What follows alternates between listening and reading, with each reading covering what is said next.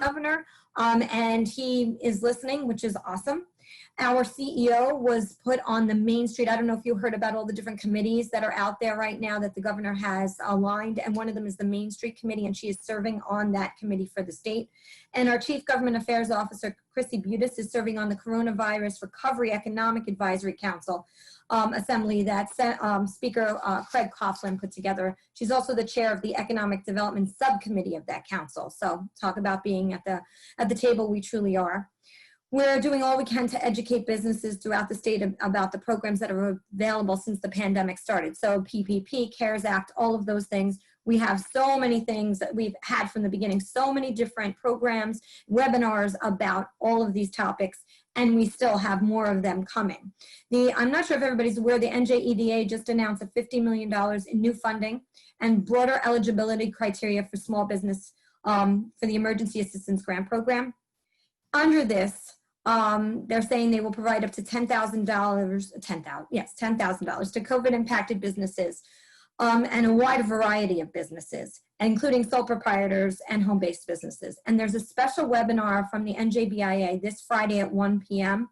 with the NJEDA CEO, Tim Sullivan, and Senator Cory Booker. So these are free. If you go, and I'm going to show you where those are located in a minute. These are free for you to go on these webinars. They happen daily. We have so many and so many different topics. On June 9th, we're having a virtual town hall with Senate President Stephen Sweeney. And that same day, we're also having completing the Paycheck Protection Program application for forgiveness. And the list goes on and on for that. So we're working on liability protections for businesses too. And some of the things that our Chief Government Affairs Officer wanted me to share is that we're working on stalling workers' compensation legislation. Under this legislation, any employee working in an essential business who develops COVID is presumed to have caught the virus on the job and thus deemed eligible for all workers' comp benefits. And so we're trying to shift that. And that is, the shift is in the presumption and is a change in the current statute. So that's what we're trying to do. We're working on ensuring that there are no tax increases in the proposed 3-month budget. Our business coalition of over 100 businesses associations are working on driving policy to benefit businesses and recovery efforts.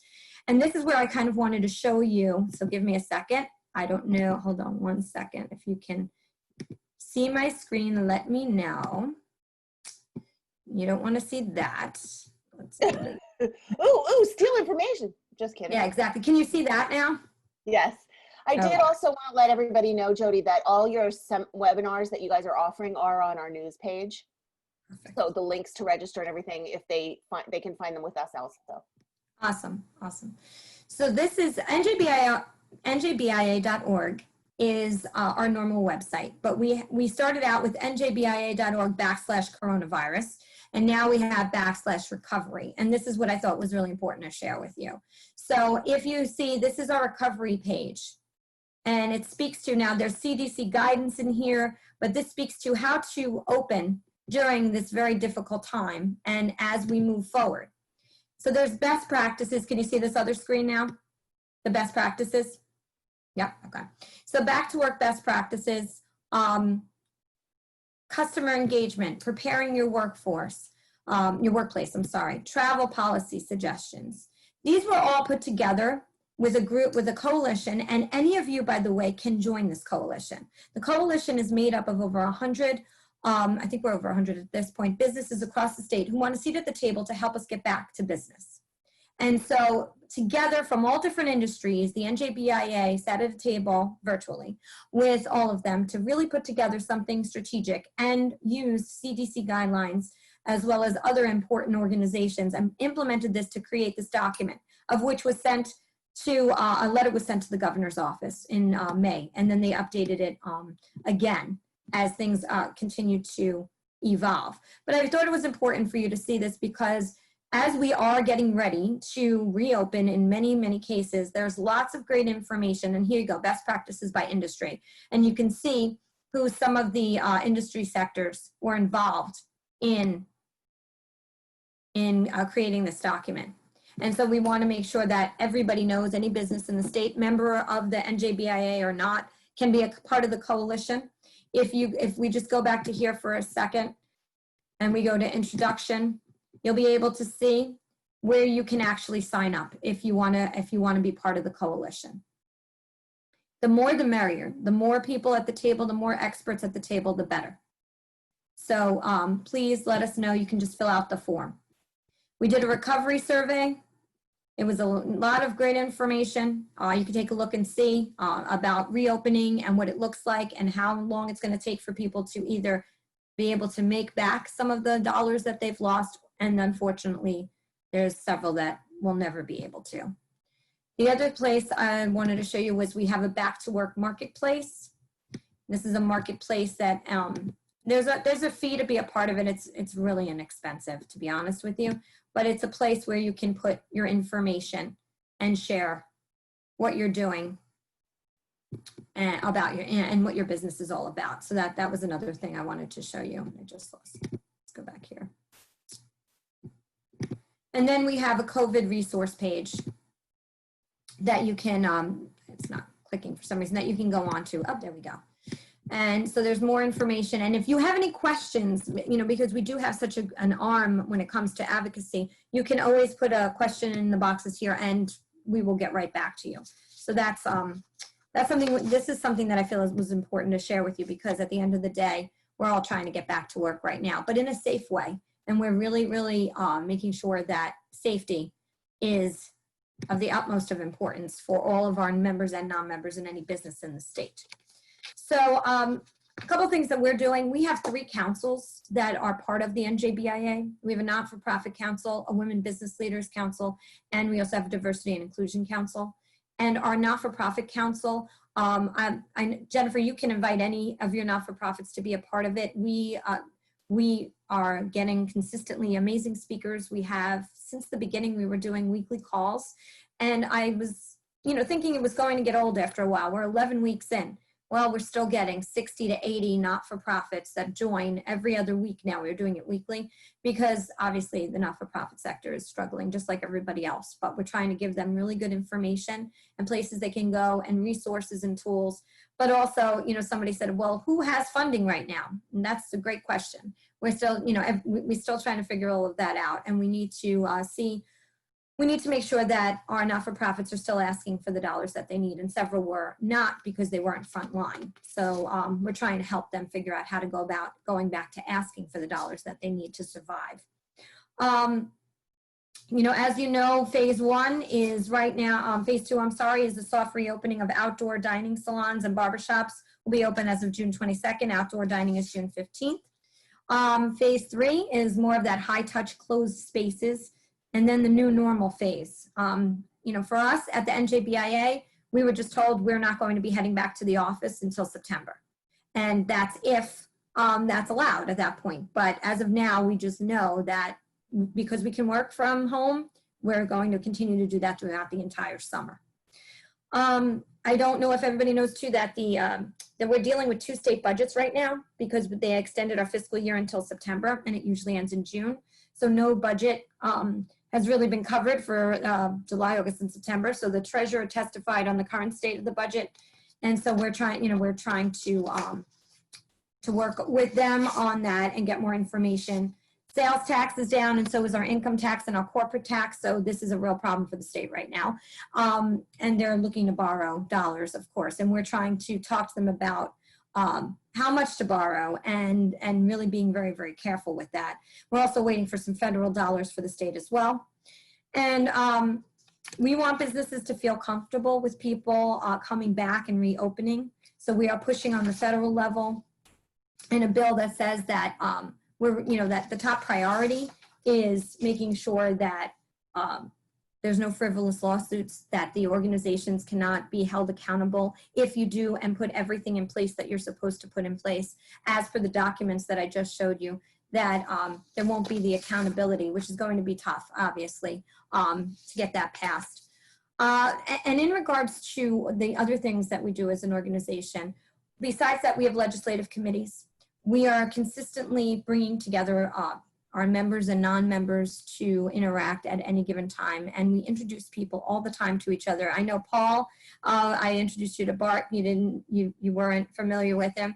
So we're constantly working on making sure that we can help your businesses to grow.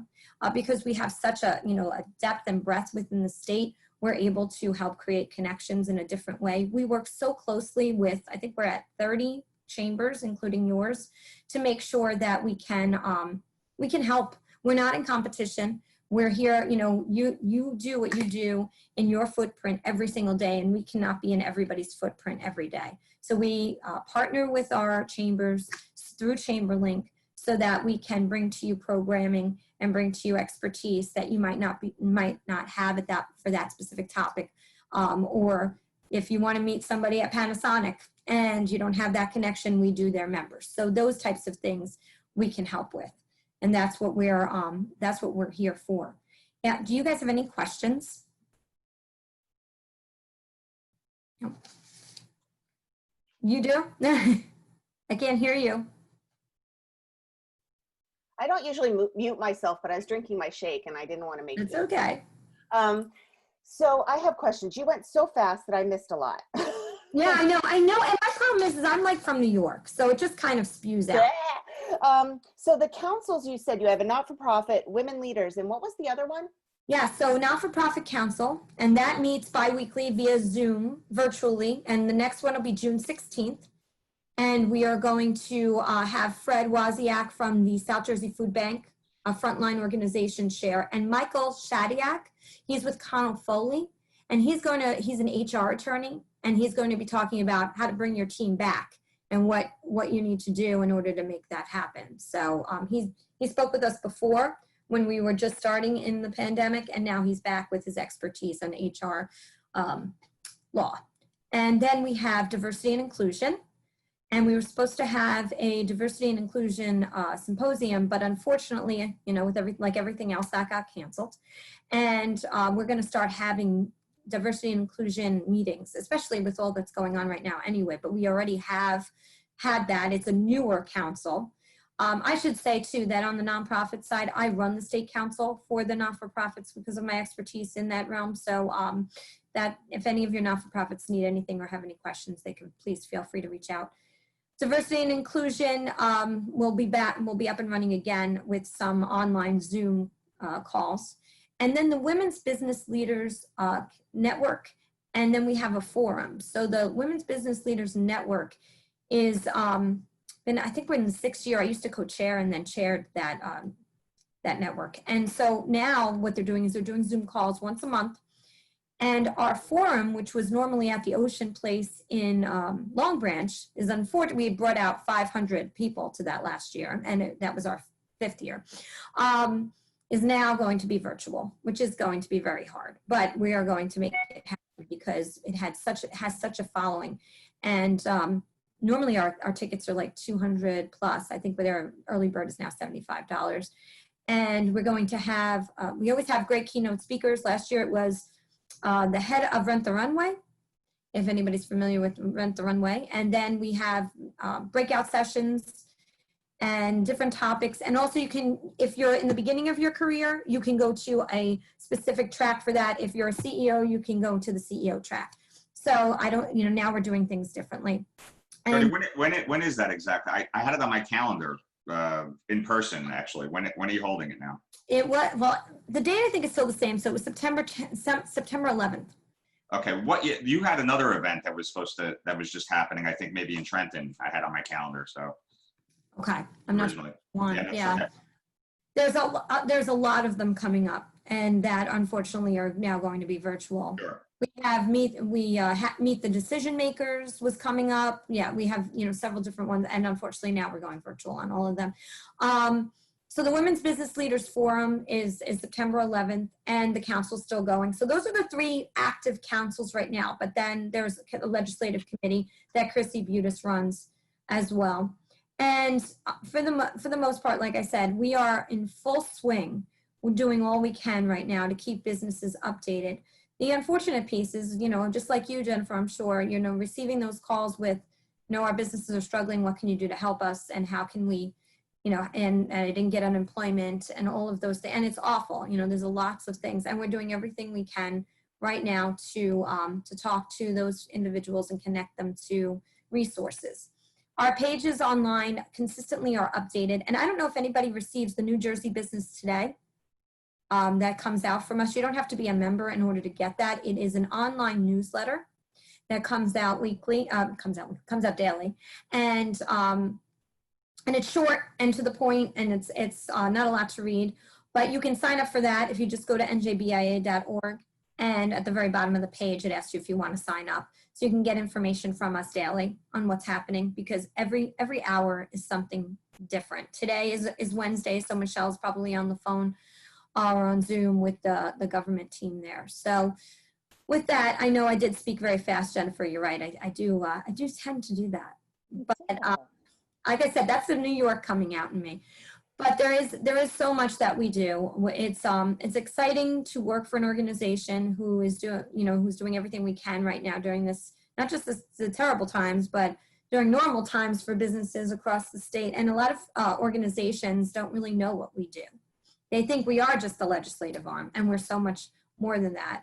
And now with working with all the chambers, so many of the chambers across the state, we are able to do a lot more locally in your neck of the woods. And for me, just so you know, we can recruit members, or we can talk to non-members and members no matter where in the state. But for me, just so you know, I'm focused in Monmouth County and all the way to Cape May.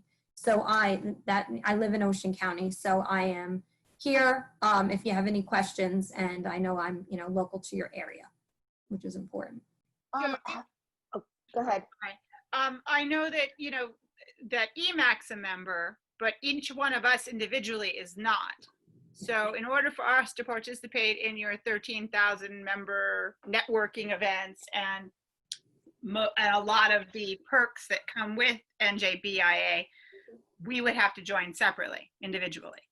You would join, and like we have a lot of free things right now, which we normally don't. There's a member price and a non-member price. Right now, our webinars are free, right? So you can go on and do whatever you need to do. Anybody who's an EMACC member that wants to join the NJBIA gets a discount. So there's a 10% discount, and there's an opportunity for quarterly payments during this time as well. And our goal is really to work hand in hand with EMACC and do what we can together. I know that our government wanted to come on today and share more of that information, and she goes out and speaks all over. And you would have more of an opportunity, obviously, as a member, once things change, to come to events. The councils are definitely for members. Right now, we're allowing anybody on the nonprofit call and anybody on the women's business leaders call because of the fact of the state that we're in right now. Michelle, our CEO, was very clear. We're here to help business across the state, member or non-member. So right now, yes, if you want to become a member, there's health insurance opportunities and all the, the bells and whistles for cost savings on things that that EMACC might not provide. But we're here to, work together and collaborate as much as possible. And I know a lot of people ask the question, what's different about you compared to the state chamber? And I mentioned a lot of the things that are different compared to the state chamber, but we work with them too on several different projects and programs. So, gotcha. Okay. Yeah. So I don't know if I hope I answered that question. Yeah, because I'm interested in becoming a member because I'm interested in taking advantage of specifically health insurance. So that's why I wanted to just verify. Yeah, absolutely. Elaine, if you want to put your email in the chat box, or you can email me, I put mine in the chat box. Let me know and I can give you all of that information. We have 46 different plans that are through our an organization called American Master Trust, and they're all different types of insurance. Many people see a discount compared to what's out there because we have the buying power that we do. That's probably one of the biggest perks. Right. Jodi, you have, I know I've been a part of NJBIA. We're currently at Georgian Court at the university. Right. I've been a part from my former life at the American Cancer Society. I know you have a lot of non-for-profits. I've been, we recently just re-upped again.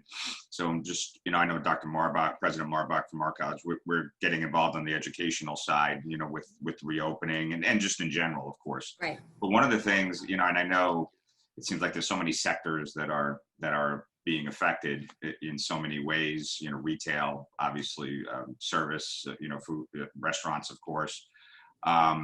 I'm thinking of nonprofits, and I'm thinking about those that serve some of our most vulnerable communities.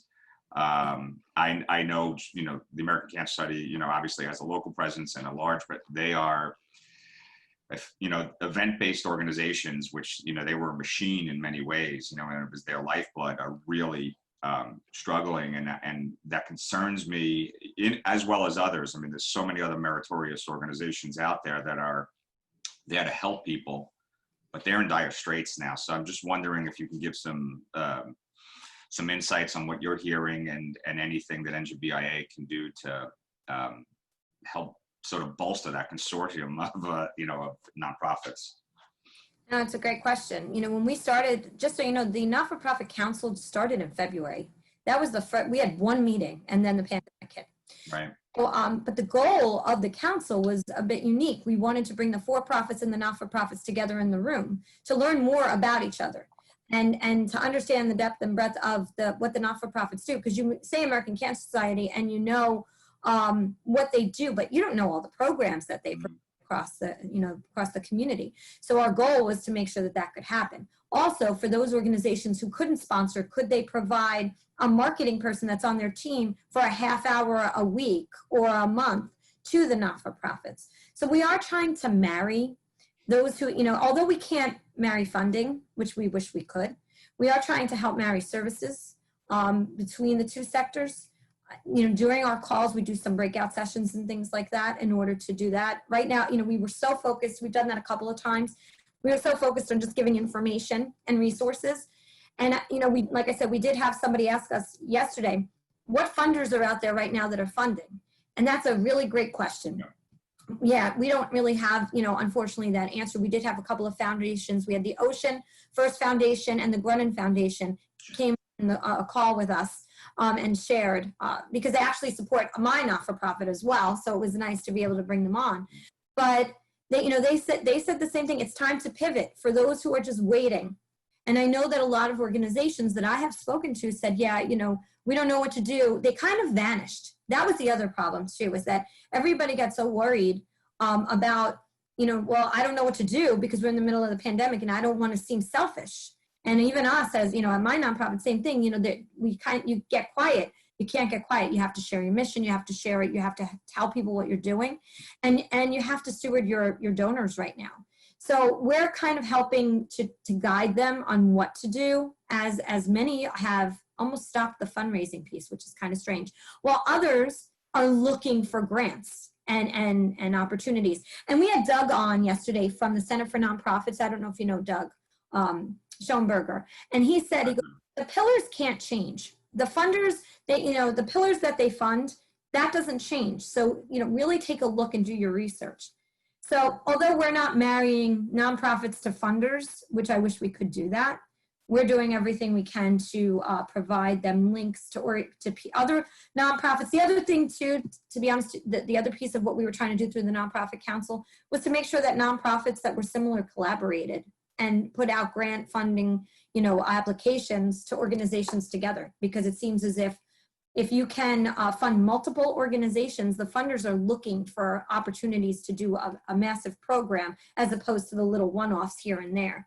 So. And I think folks appreciate that collaboration between nonprofits, between the for-profit sector and nonprofits. So thank you for sharing that. And I'll actually tee up next week. I'll talk a little bit about our own partnership with, Georgia Court University, the School of Nursing, and Hackensack Meridian, and how we're working together, how our nurses bolstered, the front lines, if you will, our students.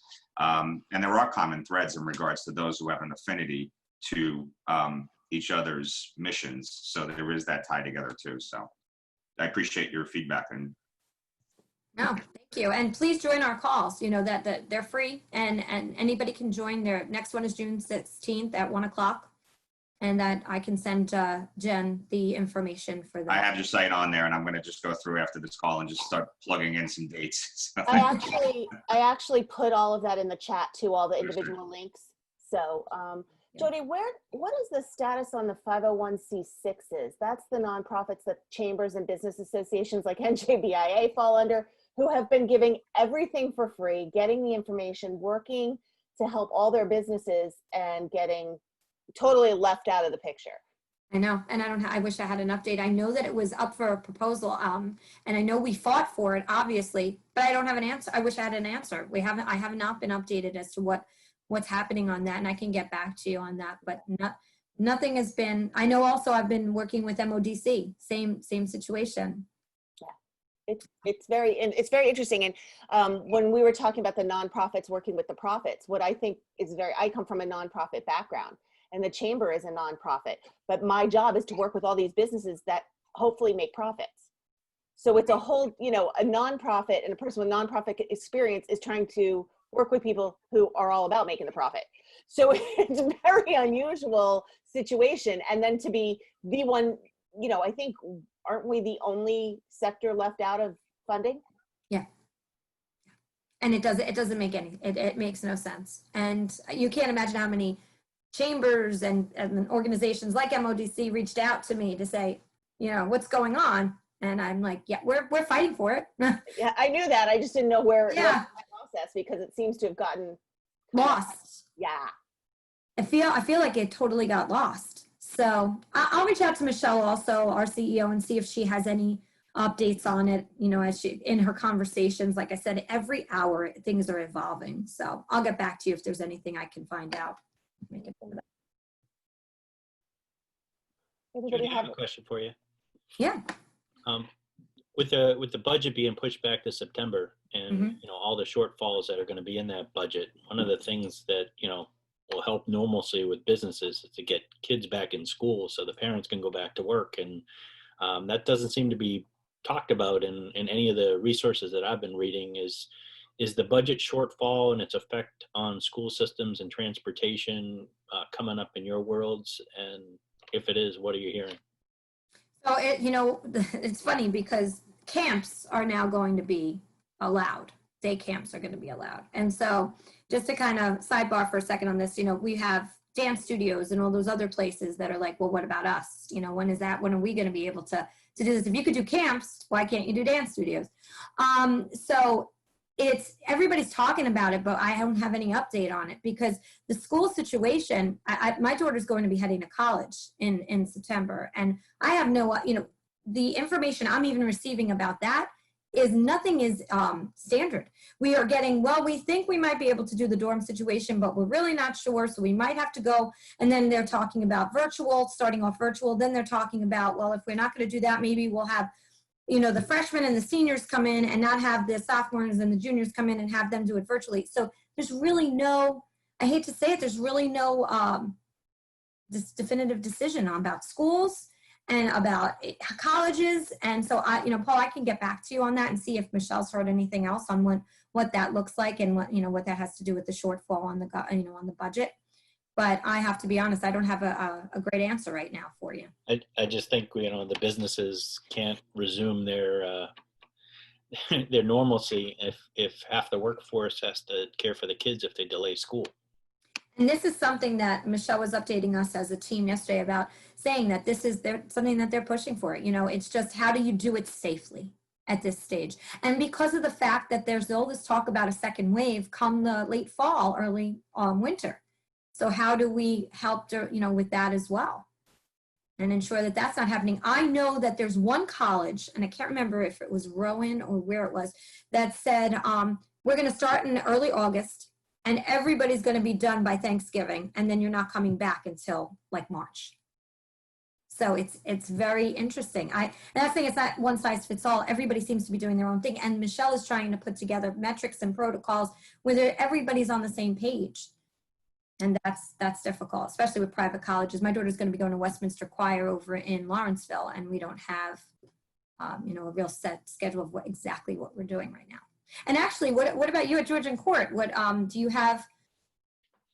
What's going on with you guys? Because I'd love to hear that too. Yeah, I mean, obviously everything is still sort of a work in progress, but it seems to me, and we're obviously a smaller school, with about 2,500 students, and about 80% of our students are commuter, for the most part, and local, so Monmouth and Ocean County too. It seems like we're going to be looking at like a hybrid model where you'll have from one week to the next, you'll have students sort of rotating in and out of class, who's going to be online, who's going to be in the class, professors sort of speaking to a half full classroom to, and also a computer screen as well. The residents there, I mean, we still have 50 international students on campus, and we're attending to them all throughout this. So we still have to figure out how we're going to work on the, our resident students, but that seems to be the blueprint so far. In other schools, you hear about it. They keep talking about this hybrid model, and it tends to be those smaller to mid-level schools. I don't, again, I don't, envy what the challenges are in regards to a Rutgers and other schools like that. But also you've heard, what you had mentioned, starting earlier, ending earlier, after, not going back before Thanksgiving, because the theories are everything is going to, once you get flu season on top of COVID-19 season, it's going to be just one big petri dish, and who knows what's going to happen. So, Right. I will Hey, say sorry. on the LD11 committee, when we were on with Senator Gopal the other day, we had the Deputy Chief of Staff for Governor Murphy on our call. And he said that they were looking to make announcements about schools within the next few weeks. So, and I think he might have even said 2 weeks. Like, I know that when we hit that June 15th, opening date, I think they'll be putting out more information by then on schools. I know it's something they're still working on the details, but they were saying that announcement would be coming sooner as opposed to later. Right. That's great. They did not discuss how it worked with the budget, Paul, but they did discuss, they didn't discuss that effect. They were just discussing announcement of opening and the guidelines and stuff. Sorry, Kev, go ahead. No, Jodi, I appreciate the presentation. I know I've been coming in and out with work, so I appreciate listening. I am curious because this is something that I've had issue with throughout this time, and maybe you can touch on it a little bit from your perspective. It's the specific language being used from the government side. Under the standing of, like, I think back to Hurricane Sandy, and my biggest thing has been the superstorm versus the hurricane. Like, those kind of language things in other events previously have caused major issues moving forward. So as someone who's in the business world, I worry, and you kind of touched on it with the camps versus daycares versus. I saw you shaking your head. Yeah. Yeah. So that's kind of where, and I mean, I'm in advertising, so I work with many different types of small businesses, and I just kind of look forward and kind of say, okay, what kind of language is being used in the legislative side for businesses that we can look towards moving forward with this? In what way are you looking for language? Like language to put out to your clients? Language. Just legality-wise moving forward, language of like you said, like, so a camp can open, but a dance studio can't. But can a dance studio host a camp? And that's legal. Like that's really where and I mean, I'm not even going to talk about the gyms and fitness facilities down in South Jersey that are doing their own thing, and barbershops, but that's been my biggest curiosity from a small business standpoint is there ways, I mean, I think to restaurants too, where there's a restaurant down the street from me where their capacity probably outside, their little outside area is probably maybe 100 people on a normal time. So if they have to do 50% capacity, that's 50 people, but they have this indoor section that they can lift up the screen. So are they going to get in trouble if they leave that outdoor section open so they can make their capacity 100 people instead of? Great.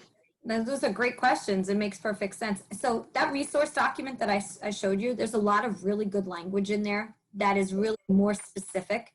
Not to say, though, you're 100% right. When you're talking about camps, what about dance camps, right? So, and those nitty gritty details down to that, not really thought out yet. And that's, when I asked Michelle, what about the dance studios and all of them? She's like, well, that's going to be under the gyms, most likely, because of the fact, exactly. So that's good because they're indoor and it's exercise. So it looks like the dance studios, but nobody is saying dance studios. And see, I have a fitness client that's a small business she's her own business, and she was so upset when the governor didn't mention that there's a specific date for fitness centers yet, which is fine, and that's how we're moving forward with this, and I understand what he's dealing with. But she posted on Facebook, and I commented right back to her. I'm like, well, why don't you sell snacks and do an outdoor class and call it a restaurant, or call yourself a small retail business, because then she can make her money. Like that's really where the confusion, at least from what I'm seeing overall. So outdoor classes are legal now. Mhm. You can do outdoor fitness classes. Yeah. They are now legal. Okay. And I was on the phone, Jodi, with the deputy chief of staff again, and I asked specifically about a gymnastics studio that offers summer camps.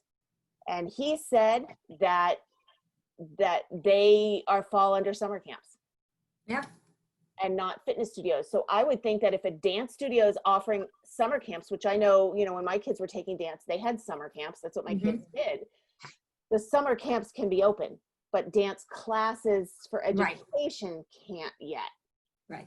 It's all about the wording, and that's the sticky point. That's where my question comes in. Is Yeah, it's all about that. It's all about that wording, and it's true. But here's the thing: we're still at 25. We're still at that number 25. Right, and 10 indoor. Right. So you're outdoor 25, 10 indoor. And so think about it. You've got to turn the lights on. You've got to turn the air conditioning on, and you're only able to have 10 students and then you have to pay the teacher. So yeah. So that's the hard part. And so my nonprofit is all about performing arts. So that's why I kind of know a little bit more about that side of it. And I have to say it's very interesting. And a lot of them are doing outside recitals because of this. You can at least bring 25 people together, and then you can social distance the rest. And yeah, it's a very interesting time. But please take a look at that, the document, and will continue to be updated that I showed you, the recovery documents. And if I get more clarification on things, I'll continue to send them to Jen, and you can send them out as well. And I think he's obviously going to raise that minimum soon. He has to. They've already said that's changing soon. Yeah. Yeah, exactly. It's changing soon. With that, well, I'm sure we can all agree, but the beaches are open and Walmart has a ton of people. So it's kind of a sticky point. Everybody's kind of like a little bit upset about all of that, obviously, for obvious reasons. So we are totally on the side of getting business opened in the correct and the safest of ways.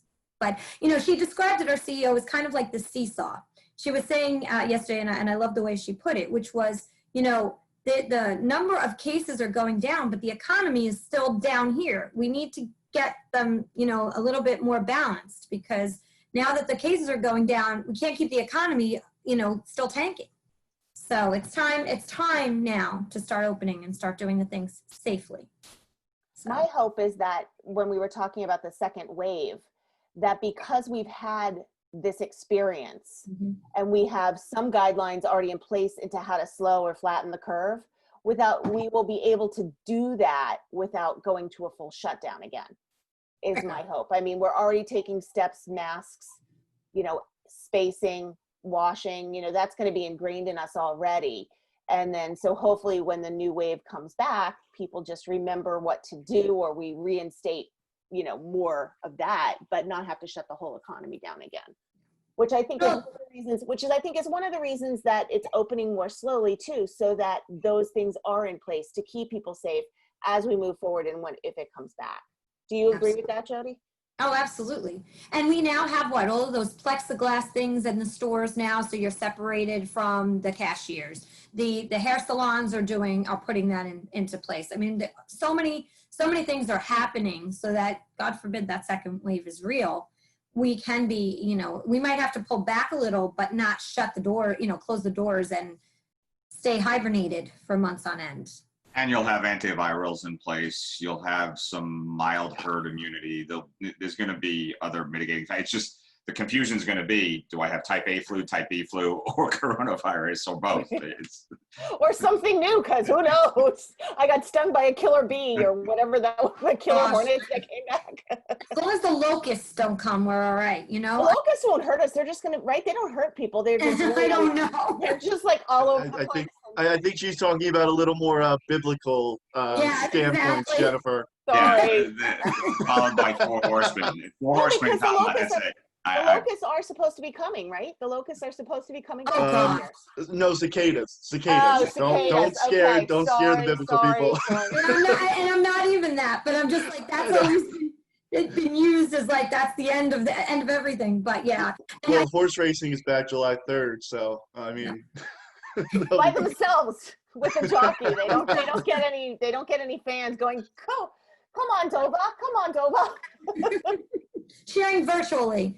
But you had mentioned too that about thinking that you had the virus in February, and I know I was talking to my doctor, and he was saying so many people have come in thinking they had it and could have sworn that they had it, but they didn't. They got tested. So just, you might, I hope you're right and you have but it's amazing how a lot of people were very sick in January and February and didn't know what it was, and they didn't test positive for the flu. Right. So what that could it have been? And so it had to have been that, but not everybody's coming back with a positive on that. So it's just interesting. I don't know. I mean, I just, again, it didn't follow the typical MO of an upper respiratory for me, so it was just, it was different. So we'll find out. Yeah. And that's actually, what he's pushing for. This just came up on my Facebook to the question before. And Jennifer, you might be able to answer this. Are spas allowed to open on June 22nd? I know hair salons can, nail salons can't. Nail salons and hair salons both on the 22nd? I thought so. Nail salons can be open on the 22nd. Yeah, I thought so too. Okay, so nail salons can't. This is just one of my clients, so I just saw it and might as well bring it up in conversation. I had that conversation and I have that written down somewhere. So you And the guys spa is something yourselves, so I'll look it up. Yes, the spa is something different, right? Right, exactly. And I think that, I know, I remember now. Spas will fall under gyms. Mm-hmm. Which will be in, it's on that little graphic I put up on our thing. Same graphic that the governor had. No, under there. it's different. Where is that? But hold on, you know what? I might have those screen shares on here, the screenshots. Yeah, I can't remember the date. Actually, there wasn't a date. It's but phase 2. it is stage 2, outdoor dining, limited in-person retail, which is where we are now, limited personal care, barbershops and hair salons, use summer programs, some in-person and clinical research and labs, limited fitness and gyms. So it is in stage 2. So the first grouping of stage 2 has been given dates: outdoor dining, limited in-person retail, hair salons, summer programs. So probably later will come the limited fitness and gyms, some in-person government services, motor vehicles. Jamie might get her license. So it is in stage 2. So that means I can get a massage? I hope so, Eileen. Yeah, just in July, most likely. Yeah. Why? If it's stage 2, isn't that the 15th? No. Different levels of stage 2, Elaine. Yes. So it's like, so right now we're in the June 15th will be restaurants and everything, Jennifer, just outdoor, and again, language, Yes. outdoor seating. Can we get a Which massage actually- outside? What? With that, is there any level of outdoor dining that they never really went into details on, That's like coming this week. capacity? It's coming out this week. They're providing guidelines this week, but Yeah, I was Okay. wondering that too, Kevin, because they didn't say 50% capacity. They just said outdoors of the 15th. right. And that's Jody, why they I did already not made say my that, right? reservation for the 15th. Your reservation? Our reservation, excuse me. Anyway. But that is correct, right, Jody? They didn't have guidelines yet. They were putting the guidelines out. I thought he said they'd have them by the end of this week. Yeah, that's what they have to. Yeah, they really have to. They need to, because the restaurants need to know what the heck they're doing at this point. And many of the restaurants I know, especially around here in Monmouth County in our area, those restaurants are very prepared. They've been planning and writing their plans way before, Mhm. the announcement was made. So that information, they have that. They're just waiting for what the capacity. I think they're waiting for a capacity. Capacity. Yeah, like that absolutely. proving ground place added extra outdoor seating onto, like, they have this dock and they added like 10 more tables and chairs, but they don't know if they Floating can dock where the legally, boats come. not on the actual dock itself, but the gangway to the dock, if that's a good way to put it. Yeah. They put like 2 people tall tables there and I was talking to the manager because of this. Yeah, but it's so funny because as people come off the boat, they'll be walking by the people at the tables on the gangplank. And I think I'm mentioning this one restaurant, but I think a lot of restaurants are doing this where they're adding as much outdoor seating as they can until they get proper clarification on how many people they actually are allowed to have outside. Well, there goes the whole 6 feet thing. If they do, you know, Yeah. yeah. Well, they better have their mask on. How do you At eat? restaurant, Yeah. Not them, the people walking by them. Yeah. But yeah. Anyway, I'm sorry to call it, but yeah, that's just, I know there's a bunch of fun stuff we're looking forward to in the next few months. Absolutely. So Jodi will have it and I will have it. Yeah, exactly. And then I can't wait for the new normal. That's the last stage. New normal. Oh, that is the last stage. Here, I'm going to share this screen real quick so you guys can see these two New graphics. normal. There's phase 2, 3, and new normal. So I'll make this bigger so you guys can see that. Can you guys all see that? Mm-hmm.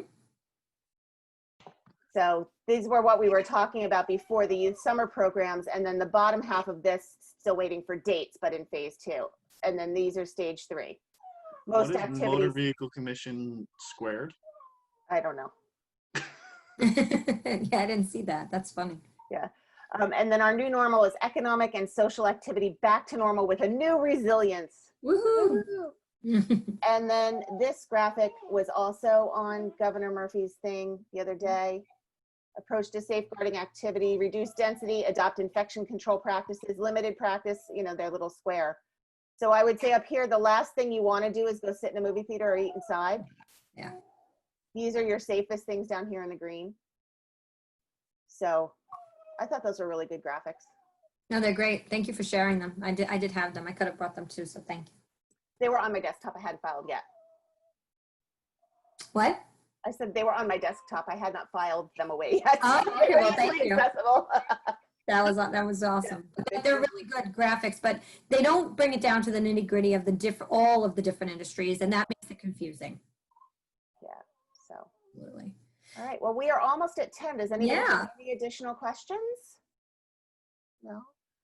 All right. Well, I'd like to remind all of you to join us. We had a really awesome after hours last night where we've started working on asking questions and doing more of a Q&A as to what situations are you facing that you'd like some advice on?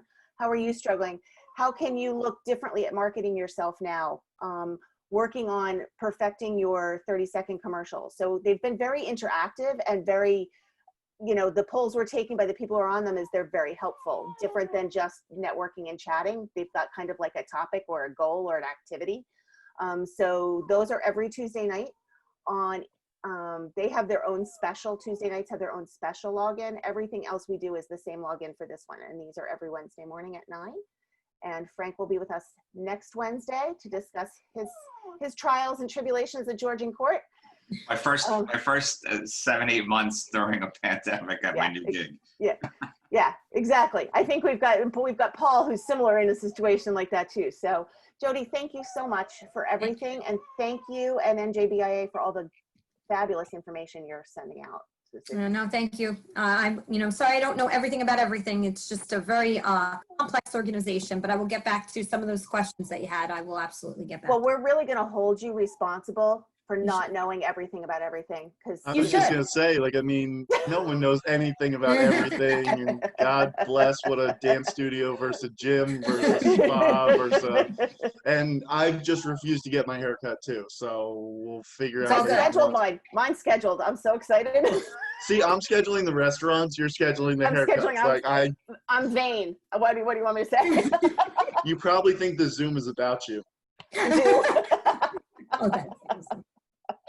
All right, guys. Well, thank you very much. Everybody have a great rest of your week, and we will see you Tuesday or Wednesday. Bye. Thanks. Be well, Bye. everyone. thank you.